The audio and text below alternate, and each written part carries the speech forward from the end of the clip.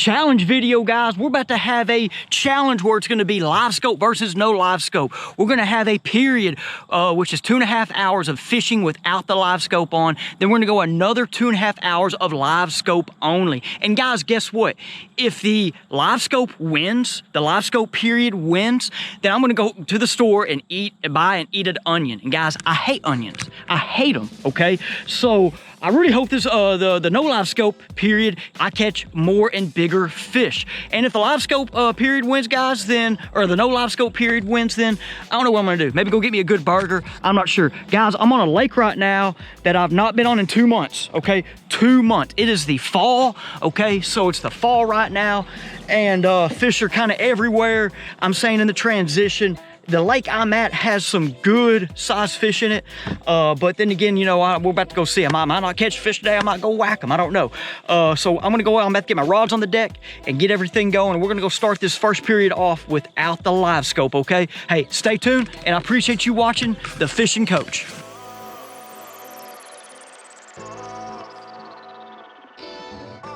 Starting off in just one of the major creek arms. I'm kind of in the middle right now. Probably need to turn this on. I really like to catch fish on a buzzbait today. Okay, this is a Black's custom toe toter buzzbait without the skirt. Okay, and I got me a little bonjo crawl right there. Got me another buzzbait on, bladed jig. Got me a little tush set up over there. Scavenger head. Alabama rig is just for kicks and giggles. Look, it's 2D sonar. Okay, 2D sonar. The reason I'm doing 2D, guys, is so I can actually see the depth, because last time I did this, I never had it on. I'm gonna move. I'm just starting off here, a little channel bend up here, where a little channel bend kind of swings up here. There's a little flat spot off this little rounded point. Man, I really don't know. I'm trying to fish all new water as I do this too. So I'm just seeing if I can luck in us catch a fish right off the bat. What we, I guess I'll do a 5-fish limit. It'd be sweet to catch 2 5-fish limits. I mean, it can happen, but we also know it might not happen. So let's go 5-fish limit, 12-inch minimum, and we'll see about that, okay? See how this goes. Bladed jig I just tossed out is the Berkley Slobber Knocker. Gonna give it a shot. Got my big bite baits Kamikaze swim on it. Both white color. I kind of might just switch up the colors to see. I haven't caught a fish on a bladed jig in a minute. Okay, I lied. I caught one on it. Getting prepared for that White Oak High School tournament. That was really it. It wasn't this guy. That was the mini one.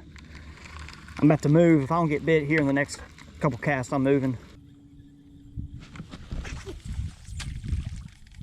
Switched up, guys. Almost on the bank.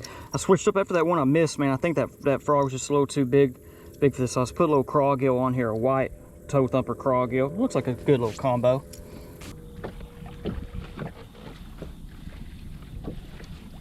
Got a good one here.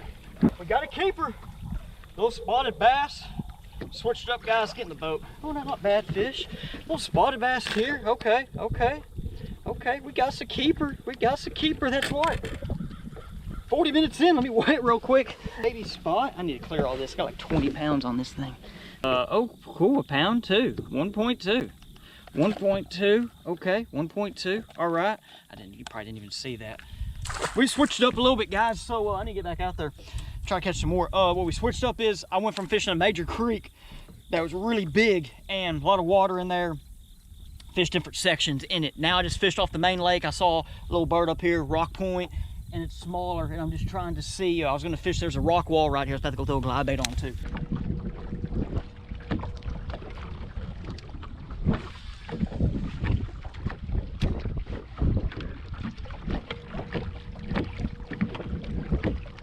Update, guys, we have an hour left. I'm right now in the back of a creek. I fished some high spots where there's some cover on it, brush, wood, rock.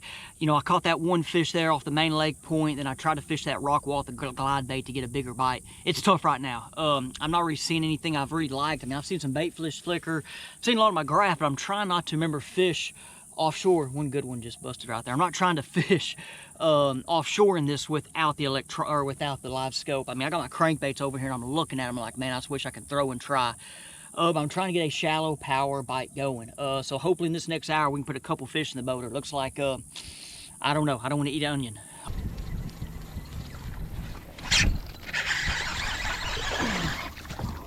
Hey, got a largemouth, little guy.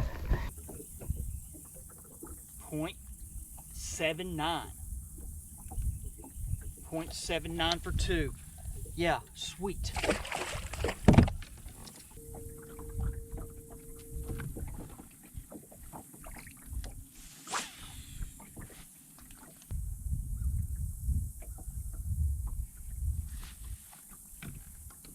Period 1 is over, and it's pretty bad. I shouldn't even probably put this on footage, man. It wasn't good. There might have been, you know, I didn't get here like super daylight. It sure could have been a better shallow bite, but I've not ran into it or found it in that period 1.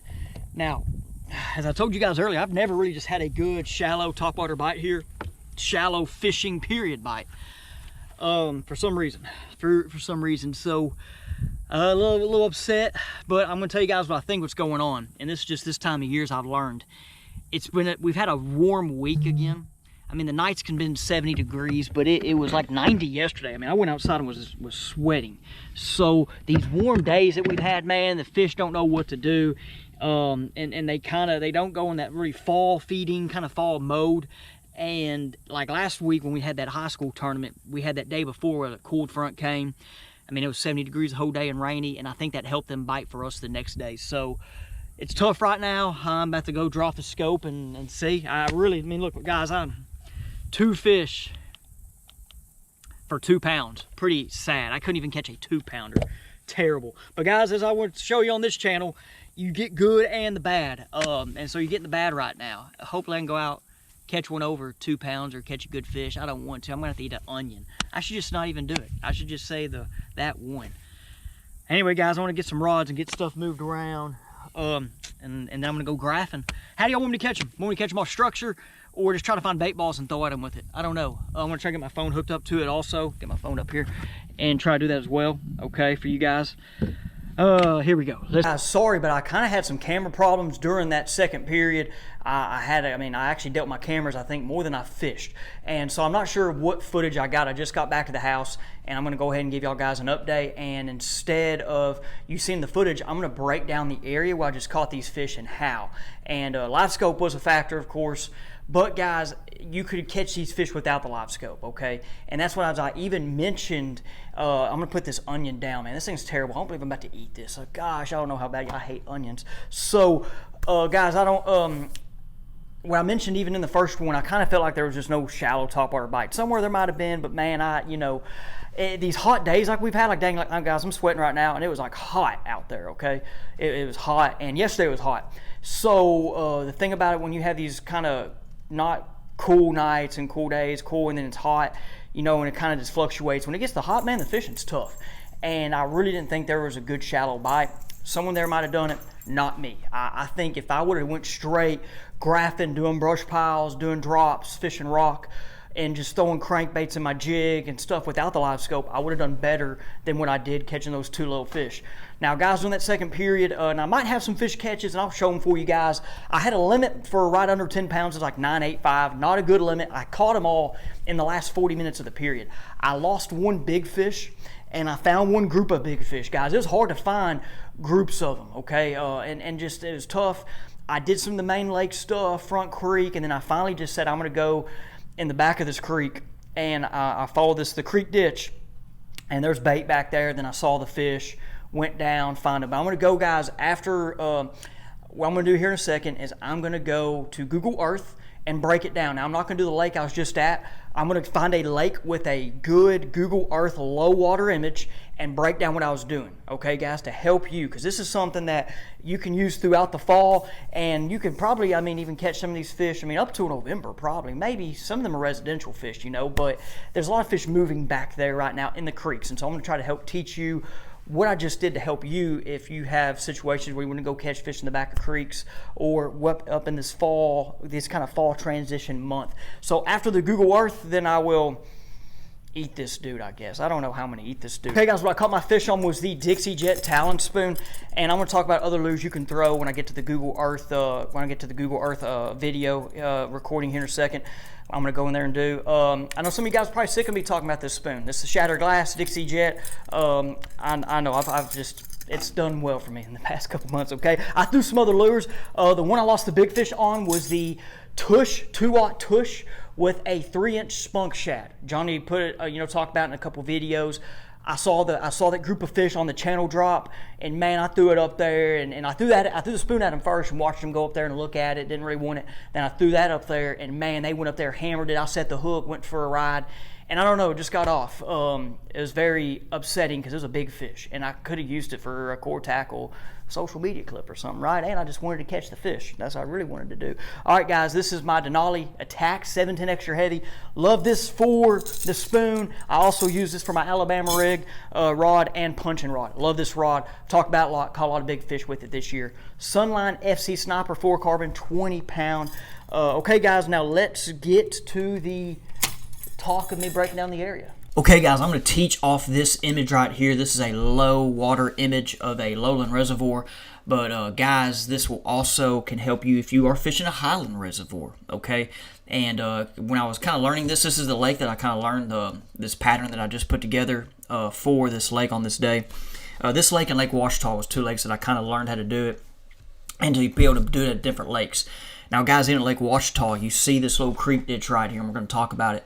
Ouachita, it was one of the giant creeks on the lake, right? I mean, giant creek. And people, if you watching and not familiar with Lake Ouachita, the Opens just got announced there. Bassmaster Opens are going to be there.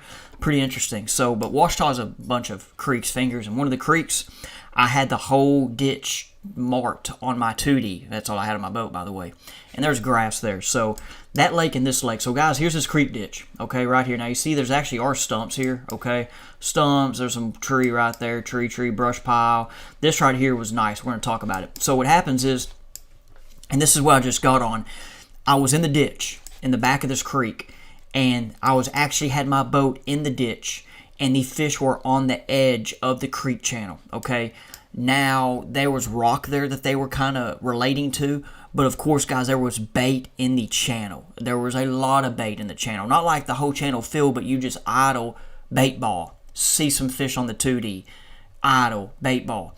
Now, of course, I had my live scope, dropped it. I could throw at the fish with the bait balls. Now, guys, before, without live scope, you just throw your jerk bait, and just, and if you don't have live scope, that's fine. Just throw the jerk bait in the area. The fish can see, further than you think. And Alabama rig as well. That was another one. And I even did this here on this lake, guys, to where, I remember it was in this ditch. I had a high school kid with me. This was actually in February when we did this, but it's the same deal. We saw bait. Wind was blowing in here. I remember having my boat right here, throwing that Alabama rig across, and I believe I caught a 5 and a 6 on back-to-back cast. No comment. So, back to this lake, though. So, I was in the ditch, dropped my live scope, and I could see the individual fish, the 2-3 fish that was chasing, and they weren't big, guys, but the big ones were up here on, this little spot kind of right here on the lake. Now, once again, this is not the lake, right? And, man, they were up there moving around, and they're just waiting for the bait to come by. So, if I didn't have live scope, I kind of try to find that rock spot with my side imaging, maybe see the fish, because sometimes, and this was a shallow, it was like 5 foot, guys. The ditch was 15, the tie spot was 5. Kind of hard to see the bass, I know, in that 5 foot range on rock with your side image, but then you go up there, throw a crankbait, Carolina rig, your worm, whatever you're confident with.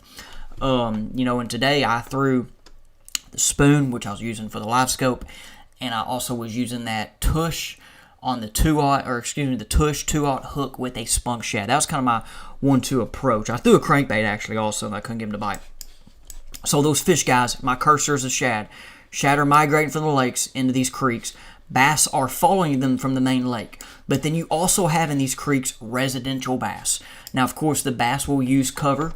Okay, remember, bass will use like that stump right there. There's a little rock here, okay? Use these stumps or brush piles. Now on this lake, there's bushes right here, okay, and it kind of bends. There's bushes. This is all bushes, right? Man, I've caught some fish back in here. So, anyway, guys, so for you on your lake, it's good to know the actual creek ditch, and them fish are going to use those as highways and interstates. Now, of course, you know, like I said, like when I was way back in this creek and it was 15 foot, guys. 15 foot's still deep enough for bass and fish to live. So that was what I just did, and I took it from this lake, okay? Hopefully I just explained everything good to be able to help you, okay? So find the creek ditch, then look for the bends. Like this is an easy bend up against the bank, okay? Easy bend. But this one right here is the bend that people don't fish because it's in the middle, it's offshore over here. And this is where, you know, they might group up really well. Like on this place, this little bend right here, I mean, this little kind of spot here was, you know, could be something you look for right here. You know, like even this little area here, because that thing can bend this way, and then fish can still kind of be up here. This right here is the easy, like, that's the easy spot. But them noticeable spots, like right up in this kind of area, and then, you know, as you head out, like I said, it's just kind of straight, right? So anyway, guys, let's look what else. This is some of y'all might recognize this lake. It's okay if you're a Central Arkansas guy. Let's see if there's one up here. Yeah, look at this up here. This one's pretty more, if I remember, pretty more simple. Internet might not work. Internet. There we go. Okay, so this one was pretty simple. And like, guys, you know, this one up here, like I said, it was pretty simple. Here, just me looking at it.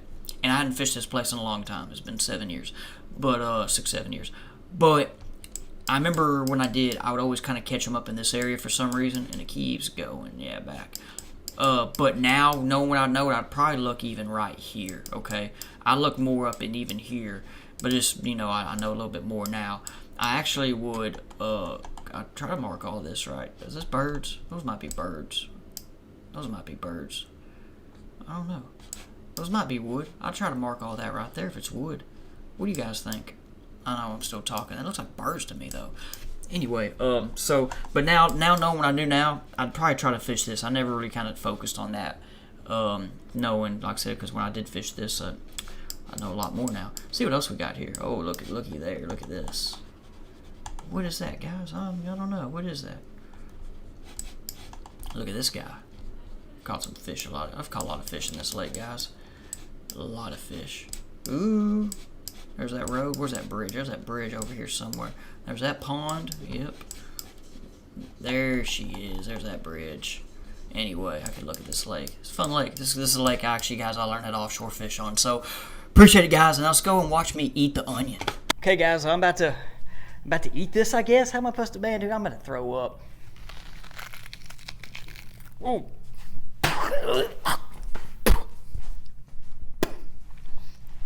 The shallow bite needs to win next time. I ain't doing no more of that. Ugh. I need to go brush my teeth. We'll see you on the next one, guys. Thank you for watching. That's terrible.